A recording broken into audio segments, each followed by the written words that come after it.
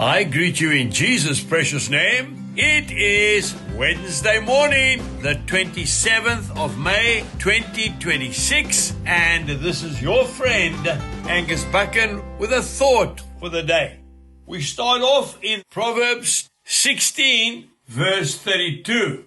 He who is slow to anger is better than the mighty, and he who rules his spirit than he who takes a city. Then we go to Romans chapter 7, and this is Paul speaking, verse 19.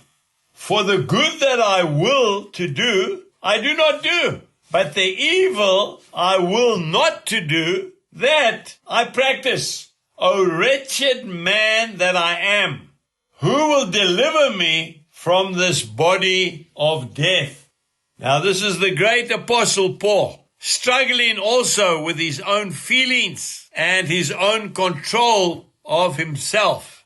You know, godliness with contentment is great gain. You'll find that in 1 Timothy chapter 6, verse 6. We really need to take control of our emotions. We can blow it so easily, can't we? We can be really spending time with God. We can be in the presence of God, then get into our motor car to go to town, and somebody cuts in front of you, and all of a sudden, you are in a rage, and you're shaking your fist at that man instead of just praying for him. You don't know why that man cut in front of you. Maybe he's trying to get a sick person to the doctor. We don't know what it is. We really need to ask the Holy Spirit to give us control over our emotions. One man of God wrote, more dear in the sight of God and his angels than any other conquest is the conquest of self, which each man, with the help of heaven, can secure for himself.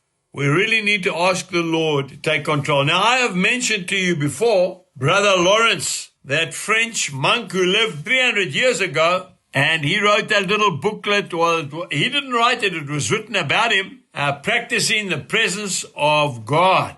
When he came to the realization that it doesn't matter what you do in life, if you give it to the Lord, he will give you his peace. He was the guy that washed the pots and pans in the monastery, the one that sewed up the sandals of the other brothers whose sandals had broken. And they used to gather around him because they wanted the peace and the self-control that they saw evident in his own life. And it was simply because he handed it over to Jesus. Today, hand over to Jesus everything and let him control your life. Jesus bless you and goodbye.